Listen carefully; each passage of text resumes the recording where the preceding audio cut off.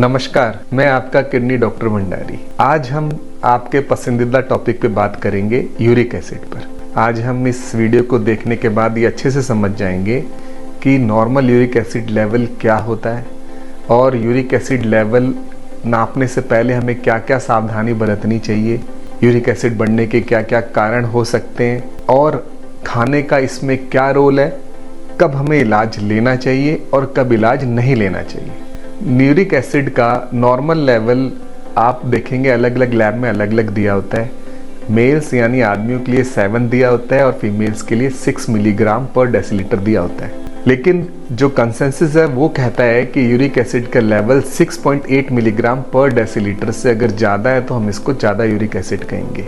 ये लेवल इसलिए लिया गया है कि इस लेवल पर जितना भी ब्लड के अंदर यूरिक एसिड होता है वो पानी में घुल जाता है, यानी ब्लड में घुला हुआ रहता है, तो वो कभी भी क्रिस्टल नहीं बना सकता, ना जॉइंट में जा सकता है, ना किडनी को ख़राब कर सकता है, ना और कोई बीमारी कर सकता है। इसीलिए 6.8 से अगर हमारा लेवल नीचे है तो हम उसे नॉर्मल कहते हैं, चाहे वो मेल हो चाहे फीमेल हो। यूरिक एसिड नापने में कई बार यूरिक एसिड ज़्यादा आ जाता है और हम घबरा जाते हैं।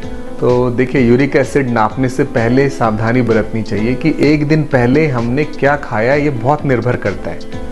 कोई अल्कोहल नहीं होना चाहिए, स्मोकिंग नहीं ली होनी चाहिए और रेड मीट या हाई प्रोटीन डाइट उस एक रात पहले नहीं लेनी होनी चाहिए और हमने खाली पेट यूरिक एसिड नपवाना है। यूरिक एसिड बढ़ने के कई सारे कारण होते हैं, तो सबसे प्रमुख कारण है इडियोपैथिक। इडियोपैथिक का मतलब कि वो किसी बीमारी से जुड़ा हुआ नहीं है, सब कुछ नॉर्मल है, कोई बीमारी नहीं है, पर सिर्फ यूरिक एसिड बढ़ा हुआ है, तो इसको हम इडियोपैथिक कहते हैं। 50% से ज़्यादा केस इसी के होते हैं। फिर आता है किसी के फैमिली में यूरिक एसिड रन करता है। तीसरा कारण, किसी को किडनी की बीमारी हो गई, तो किडनी की बीमारी यूरिक एसिड को निकाल नहीं सकती किडनी कम काम करने से, तो उसका यूरिक एसिड लेवल बढ़ जाता है।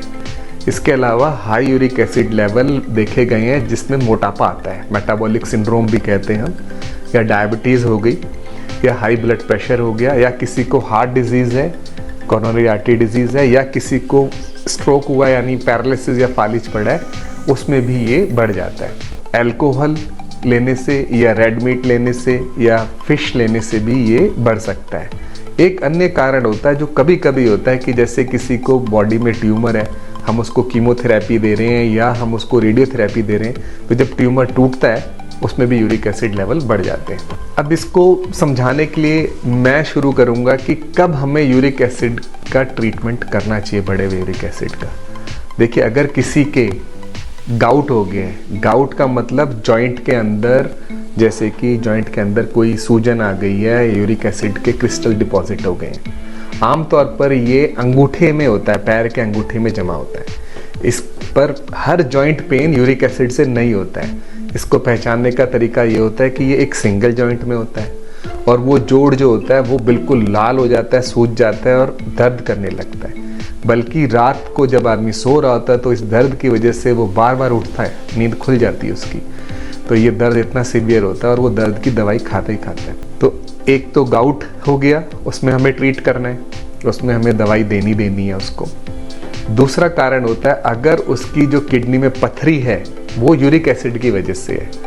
पर आपको ये पता होना चाहिए कि किडनी में जो पथरियाँ होती है वो ज़्यादातर कैल्शियम ऑक्सलेट की होती है 90%, और सिर्फ 5 से 6% ही यूरिक एसिड की पथरी होती है। तो यूरिक एसिड की पथरी किडनी में है या नहीं, इसे पहचानना होता है, ये आपके डॉक्टर बता सकते हैं। और अगर इसको डिटेल में आपको देखना है तो इसका भी एक वीडियो मैंने बनाया हुआ है कि किडनी स्टोन में क्या टेस्ट करवाएं, इसमें मैंने डिटेल में बताया, आप देख सकते हैं उसको। तीसरा, अगर किडनी किसी की बिल्कुल नॉर्मल थी लेकिन यूरिक एसिड लेवल बढ़ा और वो अचानक पूरे जाके ट्यूब्यूल्स में जमा हो गया और उसकी वजह से किडनी इंजरी हो गई, नॉर्मल क्रेटिनिन से बढ़ गया एकदम से 3, 4, 5 चला गया, तो उसको हम एक्यूट यूरेट नेफ्रोपैथी कहते हैं, उसमें भी इलाज आवश्यक है। चौथा होता है जिसमें टेम्पररी इलाज करना पड़ता है, वो होता है कि अगर किसी को ट्यूमर है, हमने उसको कीमोथेरेपी दी, रेडियोथेरेपी दी, तो सेल्स टूट गए, सेल के अंदर से यूरिक एसिड रिलीज होता है, फास्फोरस रिलीज होता है, तो इसको हम पहचानते हैं कि भाई उसका एकदम से फास्फोरस लेवल भी बढ़ जाएगा, यूरिक एसिड लेवल भी बढ़ जाएगा, कैल्शियम नीचे चला जाएगा और एलडीएच बढ़ जाएगा। तो ऐसे में हम जब हमें लगता है कि ट्यूमर का साइज बहुत बड़ा है तो कई बार डॉक्टर पहले से ही ट्रीटमेंट दे देते हैं या उसको नज़र रखते हैं उसके ऊपर और उसको समय पर इलाज कर देते हैं। तो ये जो चारों इलाज हैं, इन चारों में हमें यूरिक एसिड का ट्रीटमेंट करना ही पड़ता है। और यूरिक एसिड का ट्रीटमेंट इसमें ऐसा नहीं होता है कि हमने अभी किया और फिर छोड़ दिया। इसमें यूरिक एसिड का ट्रीटमेंट लाइफ लॉन्ग चलता है।